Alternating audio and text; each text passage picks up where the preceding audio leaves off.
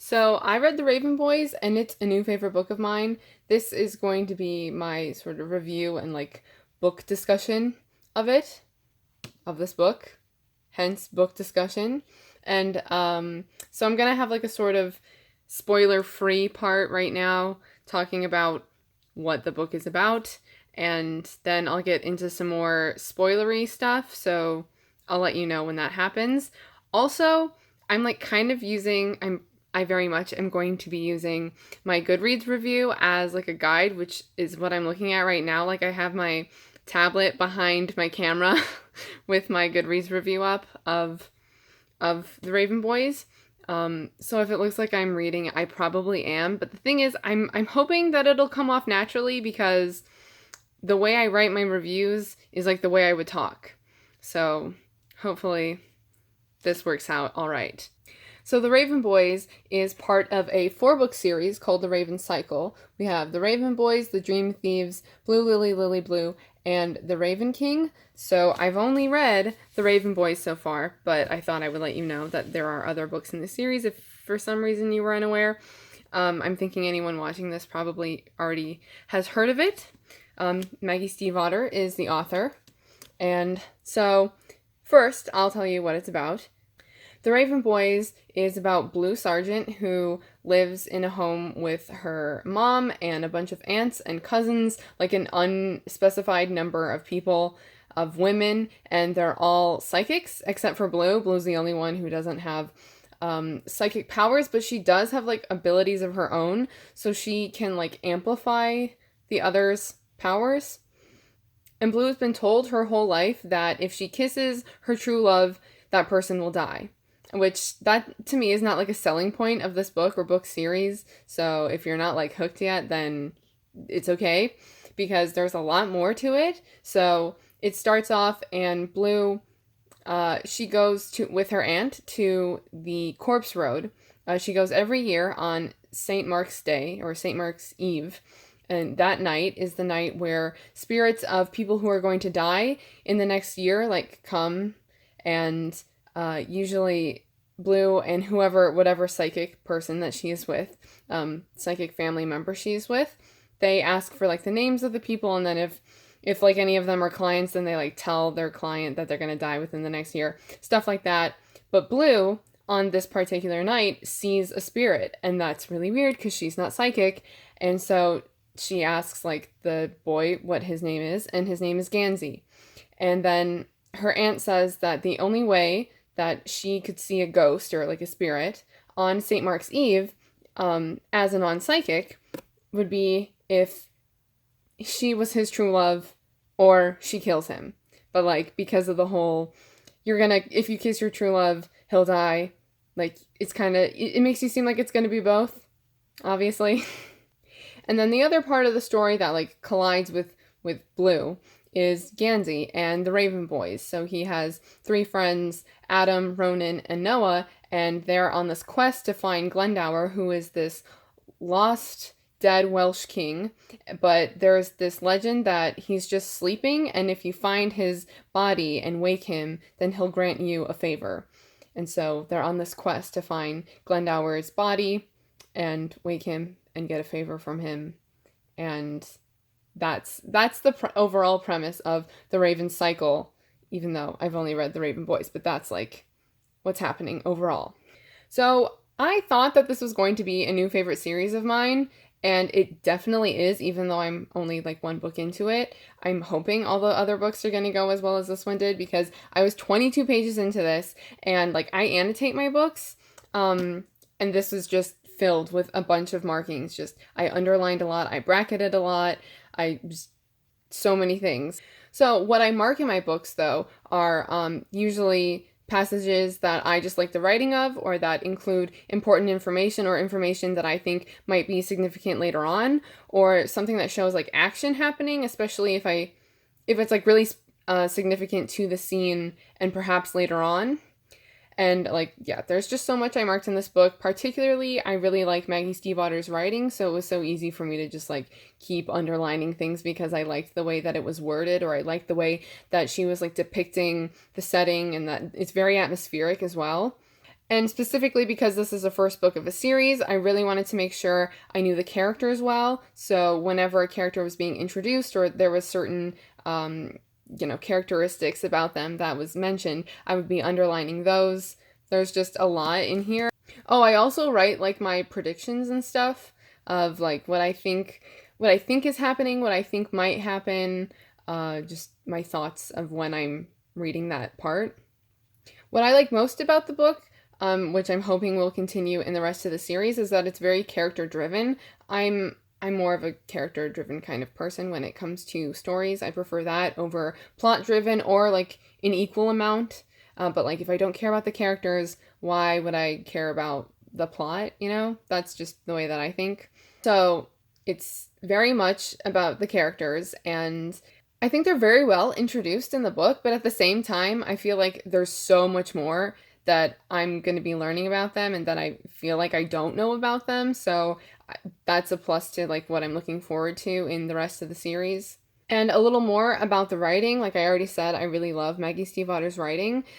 She just describes everything in a way that I can really see and like feel. Like I said before, it's an atmospheric book.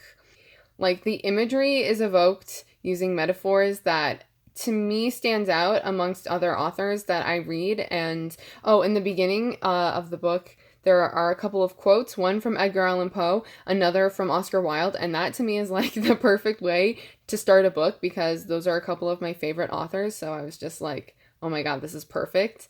And I can also see how they could be like influences on her writing and of her stories, which I'm like very appreciative of, as you could guess. I would even say that there were parts that like freaked me out, especially when I started to think like the way that I picture things happening sometimes in books like in my head is like 2D, and then when I think about it and like put myself in the situation and start like I don't know, I guess making it a 3D format but like not real, obviously. I'm still imagining, but instead of it just being like an image in my head, I sort of try to put myself in the situation, and that just makes it a whole lot creepier. Specifically, I'm gonna say like a few examples of scenes that I think would be like really creepy. And also, oh my God, this is gonna be turned into a series on Syfy, but I don't remember a lot of information about it. Like, I don't think a lot has been released. I think Maggie Stiefvater she wrote the screenplay for the pilot, but I don't know like what else is happening with that. Yeah, but it's been picked up as a TV show on the Syfy channel. I don't know a whole lot else about it. But anyway, I'm gonna put the book down like during this short spoilery part where I'm gonna tell you a couple of scenes that I think are gonna be like really creepy, and like the way that I pictured them after reading them.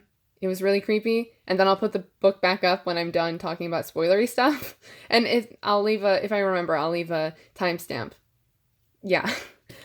So, of course, there's a scene where, like, Blue finds Neve scrying in the backyard. Like, that would creep me out so much. I was just picturing, I don't know, I was just picturing, like, Neve with, like, black eyes and, like, I don't know why, but, like, black goop, like, running down her face for some reason. As if she was, like, crying tar or something like that. I don't know.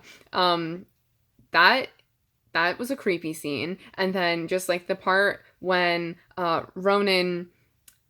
when Gansey goes to find Ronan, and Ronan, that's when Chainsaw is introduced, and then suddenly Ronan's like, Noah, you're creepy as hell back there. And like Noah's just in the back of the church. They're in that like old abandoned church, and Noah's just like in the back standing there not doing anything. And then it like there's a description of him, and I was like, yeah, that is creepy as hell.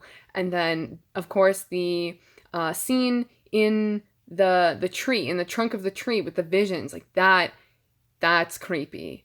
Just the whole caves water, like trees, and is kind of eerie, which is like weird for me to say because I grew up in a house where there were like woods in my backyard, and I loved the woods. Like I love the woods, but that was creepy.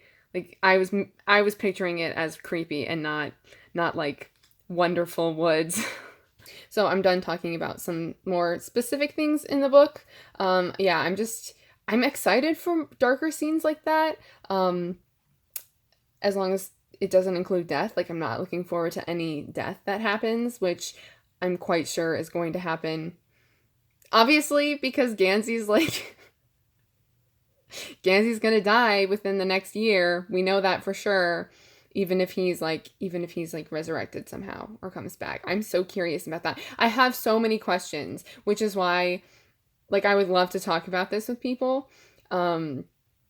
Yeah, so if you could, I should have said this earlier, but if you could, I'd love it if you like shared this video with someone else who like loves the Raven cycle or just the Raven Boys. Like, I've only read the Raven Boys so far. I'm like less than 100 pages into the Dream Thieves. I'm not exactly sure how many pages right now off the top of my head, but yeah.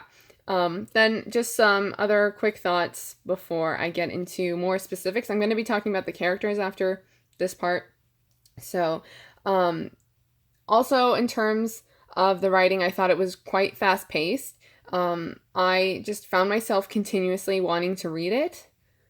And I'm glad that, like, parts that would have, like, their school and, like, work. Like, I understand that the characters go to school and that some of them have work. But I'm glad that those were just taken out because it's just not important. And, like, everything else that's in this book is important. And that would just be, like, random filler. And it doesn't need to have that. So I'm glad that that wasn't part of the story, even though I think sometimes people complain about fantasy series. Even though I wouldn't consider this fantasy, I would like, it's fantastical to me, but like not fantasy.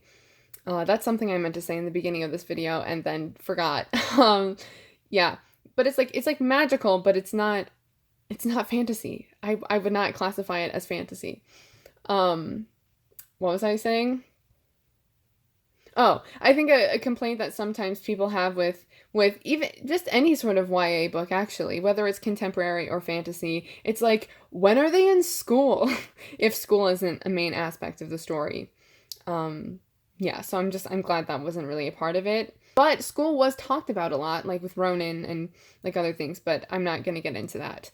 So yeah, it focuses on like everything in this book is important. It focuses on the important things, which makes the entire book important. And I think there's so much foreshadowing in this book, and probably even more that I'm even like aware of. Yeah, so I bet even though I'm thinking that certain things are foreshadowing, I bet there's even more after I like read all the rest of the books. I'm gonna be like, oh my god, like it's a great setup book. Although I think for me the only sort of downside was that throughout the book it was pretty easy for me to like figure things out if there were sort of like plot twists or just things that you're like piecing together, which thankfully didn't like hinder the reading experience at all. Yeah, so I'm grateful for that, but I would have liked a little bit more of like a challenge, or like, for me, it was a little too obvious, although I did know a few things beforehand that probably made it easier, which I'll get into a little later on. Yeah, so sometimes if a book is too predictable, it like lessens the enjoyment and impact of the book overall, which I was just like way too attached to the characters for that to happen. So, and it was like fun for me, and like I was getting a lot of energy when things would happen, and I'd be like trying to piece things together and then like hypothesizing and writing things in the margins, and I was just being a very active reader with it. And it made me definitely want to continue whenever something was happening and I was trying to piece things together and figure things out. So now I'm going to talk about the characters. I'm going to set this down. But I'm going to talk about the characters. I'm scrolling through my review right now. Actually, you know what? I just thought of this as I was recording because I've already recorded for almost 18 minutes now. I think I'm going to split this into two parts and have like a part one non-spoilery information, and then part two go into details with like mostly the characters and then other plot stuff. That's a much better idea. I'm going to do that. So I'm going to end this here.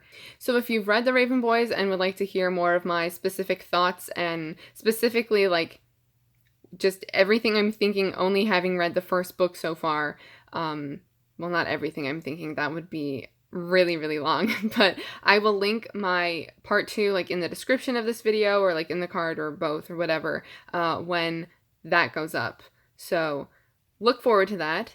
I would love it if you shared this video with people who love the Raven Boys and the Raven Cycle, and comment about the Raven Boys.